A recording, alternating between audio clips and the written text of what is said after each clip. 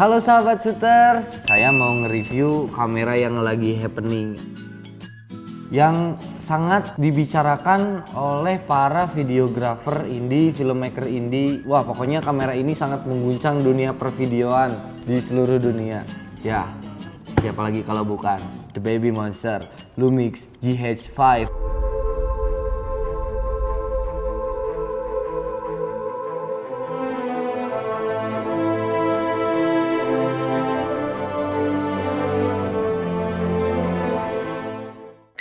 Sekarang saya mau unboxing Lumix GH5 ini, tapi nggak akan langsung diceritain semua fiturnya. Cuma beberapa fitur basicnya aja lah. Yang kenapa sih kamera ini tuh dibahas sama semua videographer, sama semua indie filmmaker. Jadi kalau misalnya fitur lebih jelasnya, setelah ini saya bakal bikin reviewnya. Oke, kita buka aja ya.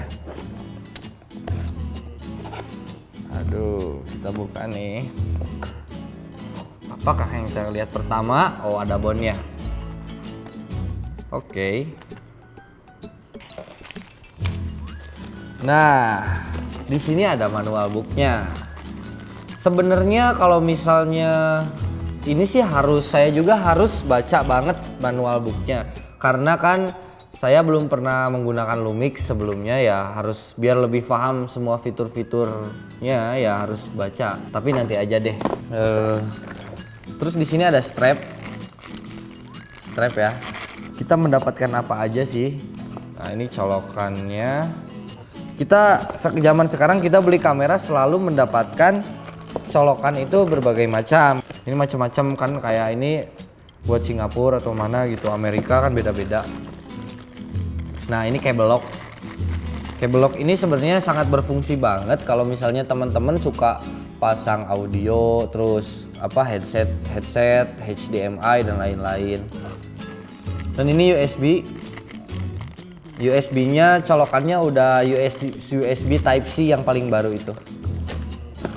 Lalu charger, yang pasti chargernya mirip-mirip si Asef 2 ya, mirip banget sih chargernya. Terus baterainya lumayan besar karena kapasitasnya ya besar.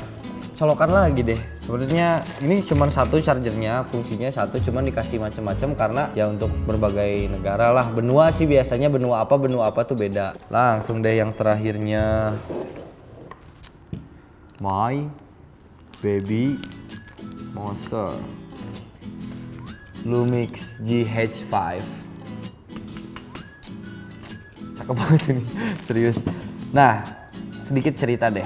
Si Lumix ini mempunyai sensor MFT atau Micro Four Thirds, yang artinya dia sensornya 2 kali crop dibandingkan full frame. Itu dia touchscreen.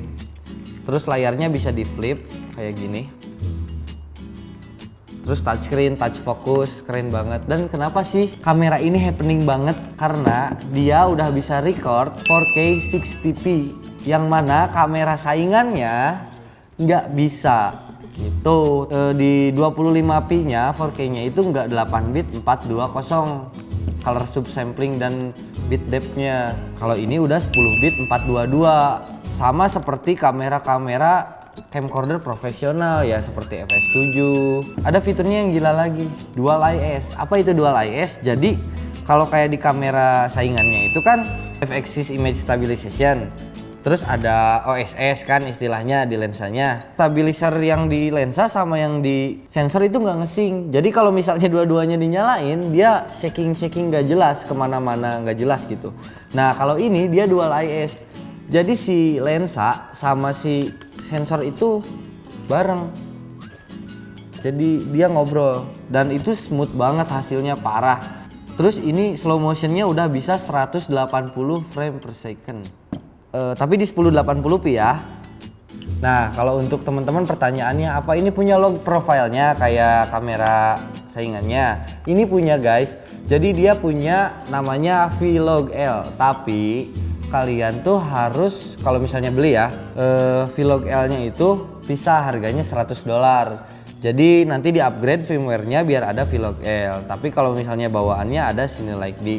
Kamera ini nanti pasti kok dimasukin Vlog L-nya. Kalau misalnya teman-teman nanya, bagusan mana sih ini sama si Asef? Semua itu kembali lagi kepada kalian. Karena bagus mana itu adalah subjektif. Setiap kamera punya strong point masing-masing. Misalnya teman-teman ada yang mau pakai kamera ini dan penasaran sebelum membeli mungkin, atau memang niatnya untuk sewa untuk kerja, oh ini sangat worth it banget, bisa sewa di Pondok Lensa. Harganya, nah segitu aja unboxing GH5 dari saya. Next saya bakal bikin review dari kamera ini, semua fiturnya bakal saya bongkar. Oke, yuk buruan sewa 2 hari gratis sehari loh. Yuk ke Pondok Lensa, Bandung dan Bali. Oke, bye.